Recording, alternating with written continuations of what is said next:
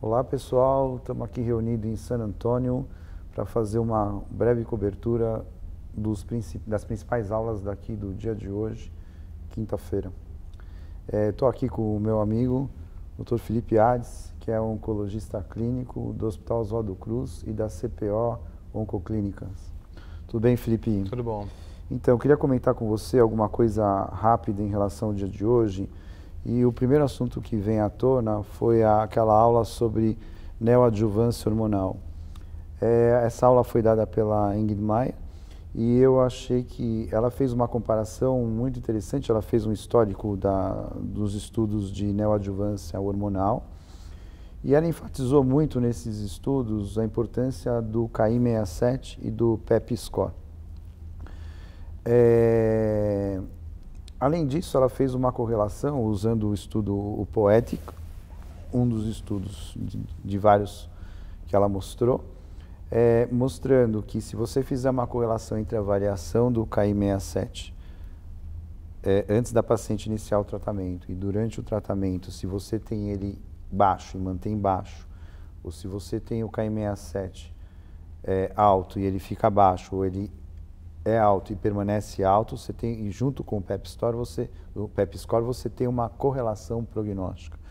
E ela faz a comparação mostrando, por exemplo, o Big 98, se não me engano, com o Impact ou com o PO24, e aí vai indo. Então, assim, até propondo de uma certa maneira como se fosse o valor de uma plataforma genômica. Então, assim, o que eu percebo é que está vindo uma onda de neoadjuvância para quase todos os casos. A gente já tem isso bem concebido para triplo negativo, para HER2 positivo e agora está vindo para o luminal. Eu queria saber como você percebeu essa aula, o que você achou desse assunto todo? Eu acho essa coisa da neoadjuvância com hormônio uma coisa super interessante. A gente está vendo na adjuvância que, para uma boa parte das pessoas, a gente não precisa de quimioterapia, né? Com os dados do Telorex, você vê que 30% só das pacientes com câncer de mama luminal precisam de químio. Quer dizer, 70% daquelas pacientes em adjuvância, o hormônio é suficiente. Então, possivelmente, 70% das pacientes na neoadjuvância, o hormônio vai ser suficiente também. E isso é interessante porque você poupa pacientes de toxicidade, né? Esses marcadores que você comentou são marcadores bem validados. A queda do KI67 não é o KI67 em absoluto, né? É o KI67 que cai e, na maior parte dos estudos, em 14 dias, né? Então, isso implica em fazer 2 biópsias, que é um pouco incômodo, a gente está de acordo. Mas isso é um fator prognóstico extremamente importante. E o PEP score da mesma maneira, que é o que você vai avaliar na hora da cirurgia. Isso se correlaciona com dados, como você comentou, de estudos adjuvantes. Então, ela até propôs que isso talvez pudesse ser uma maneira no futuro das autoridades de saúde autorizarem drogas com marcadores acessórios. Eu achei muito interessante esses dados das mudanças do KI67 do score, quando ela correlaciona com os estudos que usaram realmente a hormonoterapia adjuvante. E realmente batia o prognóstico das pacientes que fizeram neoadjuvante com as pacientes que usaram adjuvante quando tinham determinado tipo de score. Agora, tem um detalhe que a mim me incomodou um pouco. O KI67, a gente está cansado de ouvir que ele tem vários problemas metodológicos e a gente sabe que os trabalhos, uns usaram uma variação de 10%, outros usou uma variação de 2,7%. Então, você concorda que, apesar da ideia ser boa, me parece um pouco, não sei, não me parece ser tão confortável você adotar isso, ou você acha que é uma besteira que eu estou falando? O KI67 é um marcador ruim, né? É um marcador que a gente usa porque não tem outro. Mas, no entanto, quando você faz ele de maneira seriada, eu acho que daí a gente consegue cortar um pouco essa coisa da variabilidade entre os examinadores, porque você está vendo no momento A e depois você vai ver a mesma paciente no momento B após uma exposição à droga. Então, talvez avaliar essa variação seja mais preciso do que avaliar o número absoluto. Embora eu estou totalmente de acordo que a gente não tem uma standardização para dizer 10% de queda, 5%, a gente não tem esse valor ainda. E fora a heterogeneidade tumoral, você faz a biópsia no início num ponto e de repente você vai fazer a biópsia em outro ponto. Não é igual, por exemplo, o Oncotype que pega a amostragem e escolhe a pior parte do tecido para mandar para fora. para análise. Aqui é aleatório, você está enfiando Com teórico. certeza. É uma dificuldade de qualquer avaliação de biópsia, né? Exato. Dependendo do lugar onde você fizer a biópsia, você pode ter erros ali. Perfeito. Mas, assim, acho que talvez em grandes centros e dentro de protocolos, de pessoas que sejam treinadas para aquilo, talvez a gente consiga. Obviamente, quanto menor o tumor, vai ser mais complicado de você fazer isso, né? Porque você tem mais chance de errar ali a biópsia. Mas que é uma tendência neoadjuvância hormonal, acho que isso vai ser começado, vai vir essa ideia bem forte, eu acredito. Eu acho que sim, eu acho que sim. Eu acho que talvez no futuro a gente até veja estudos testando oncotype neoadjuvante, por exemplo. Se ele está validado da maneira adjuvante, talvez neoadjuvante seja uma coisa interessante. Bom sinal. Estou dando aqui um chute, uma elucubração para que foi citado aqui várias vezes. Mas eu acho razoável isso, acho que é uma estratégia bem interessante isso. Outro trabalho que chamou bastante atenção foi quando você pega as pacientes, foi um trabalho, estudo italiano, em que ele analisou as pacientes que tinham lesões precursoras e do tal in situ, e em vez de usar a dose plena do tamoxifeno, que é o que a gente está habituado com 20 miligramas, ele sugeriu fazer estudo com 5 miligramas. Em 3 anos só? Em 3 anos só. E essas pacientes, segundo ele falou, não fizeram radioterapia, na grande maioria. Acho que mais da metade não fez. Exato. Mas, no entanto, ele mostrou que 5 miligramas era tão bacana quanto 20 miligramas. Não, conta zero. O estudo era zero, era 5 miligramas contra nada. Contra nada. Enfim, mas o efeito protetor... Então, contra o controle histórico, né? Contra o controle histórico, o efeito protetor foi totalmente satisfatório. Foi. Nesses 3 anos. Então, assim, óbvio, tem vários, acho que tem algum viés nesse estudo, enfim, apesar de ele ser um desenho interessante, porque ele diminui a dose, então ele melhora a tolerância dos pacientes e diminui a fuga do tratamento, que é o grande problema de hoje. Teoricamente, eventualmente ele pode diminuir o custo, porque uma droga de 20 uma droga de 5 ou de 10, né, que foi a proposta que ele fez no final, foi que a gente seguramente podia pegar os comprimidos de 20, cortar no meio e já dar de 10 miligramas para as pacientes nessa situação. Ele falou isso, apesar que acho que não é o caso, mas eu achei que é uma ideia interessante. Você acha que isso muda a nossa prática clínica para aquelas pacientes que não querem tomar tamoxifeno? É melhor 5 do que nada ou 10 do que nada? Ou você acha que não, é muito precoce a gente entrar nessa? Então, eu acho um estudo difícil da gente concluir alguma coisa agora. Ele tem pontos fortes muito interessantes e tem pontos fracos também que a gente tem que ressaltar. Acho que um ponto forte interessante é isso da gente conseguir baixar a dose de um remédio que a gente acha uma dose arbitrária, né? Essas doses que a gente determina são doses baseadas na tolerância, né? Máximo dose tolerada, né? Maximum dose tolerated. Então, talvez a gente não precise de 20 miligramas de tamoxifeno, simplesmente porque a maior parte das pessoas aguenta aquela dosagem de tamoxifeno. Talvez 5 seja suficiente. Talvez 5 tenha o efeito biológico sem dar o efeito colateral. Então, é interessante ele tentar reduzir essa dose. O ponto ruim que eu achei do estudo é que talvez o controle não tivesse que ser nada, talvez o controle tivesse que ser 20. Exato. Porque esse standard of care... Ele tinha que ter um estudo randomizado. Né? E que o braço controle não fosse placebo, ou nada, fosse o habitual, né? Ele usou as séries clássicas, exato.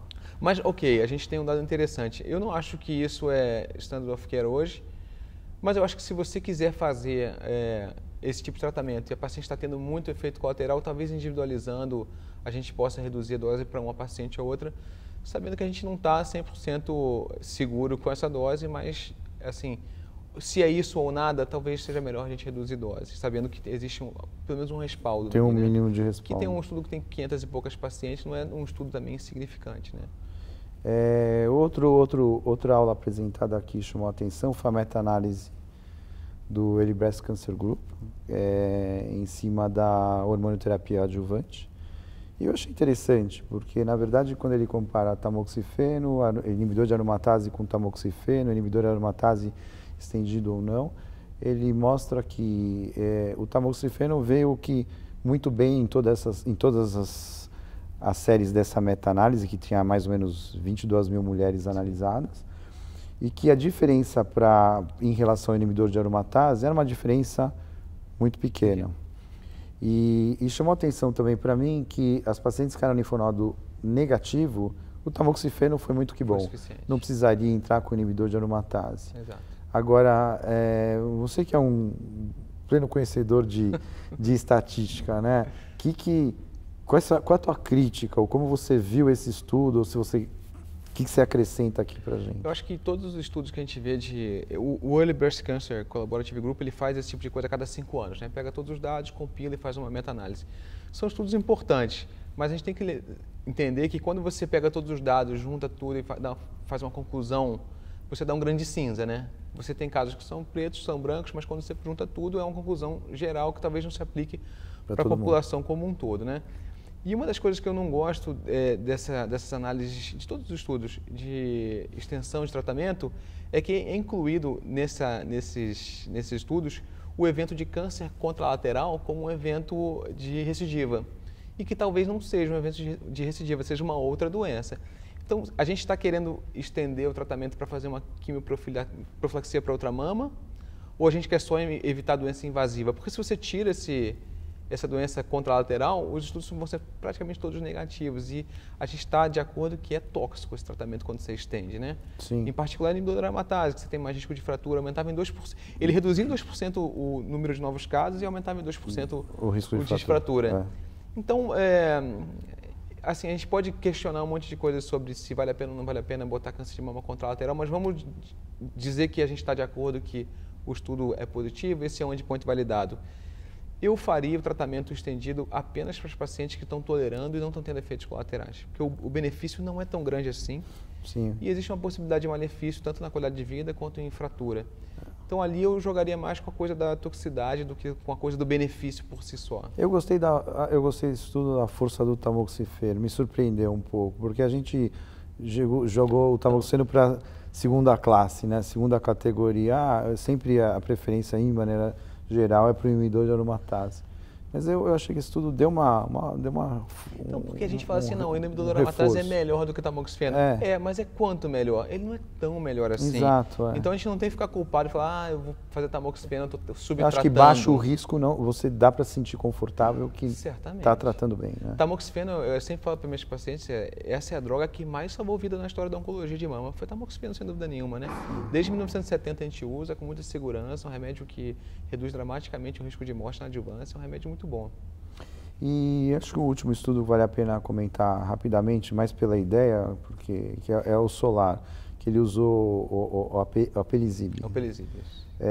Com o fulvestrando e um braço fulvestrando sem o apelizib. Em pacientes receptor hormonal positivo, HER2 negativo. E ele viu que quando ele fazia a dosagem, a pesquisa da mutação do PI3K, você tinha realmente um benefício muito grande de usar o apelizib. Essa mutação, você acha que isso vai, enfim, o que você acha do estudo e se você acha que esse tipo de pesquisa de mutação, eu acho que esses drivers vai entrar na nossa clínica de uma maneira geral algum dia, mas assim, você acha o que você acha do estudo? Você acha que isso vai virar uma rotina ou não? Ainda é muito cedo, é muita filosofia. O PI3K, ele é uma mutação, é uma proteína que tem diversos tipos de mutação, né? E era difícil a gente entender por que nunca tinha funcionado nada naquela mutação. Quando você olha em câncer de mama primário, você vê que tem mais mutação de PI3K em luminal A do que em luminal B. E aí a gente não entendia muito bem, tentou bloquear uma série de vezes aquele alvo e nunca deu certo. E aí que foi sendo visto ao longo do tempo é que ele tem domínios diferentes e tem mutações diferentes. Então, essa mutação do PI3K no P110, e se eu não me engano tinha uma subunidade que eu não vou me recordar de cabeça aqui, é ela que é a mutação que está relacionada a um aumento de risco, a hiperativação daquela via. Então, quando você seleciona esse paciente que tem a mutação específica que ativa a via, bloquear a via com o alpelisib foi um negócio bastante impactante para mim. Sim. Eu achei interessante aquele dado e isso seria a minha segunda linha de tratamento em câncer de mama luminal metastático depois de inibidor de ciclina com inibidor da aromatase em primeira linha. Qual o problema? A gente não tem o teste na prática e no estudo não está publicado, então a gente não sabe detalhes ali daquilo. Então ainda não muda a prática clínica. Não, porque a gente tem que ver o estudo publicado e a gente tem que saber como faz esse teste para descobrir quem é essa paciente. Pelos dados do estudo, são em torno de 60% das pacientes que têm a mutação.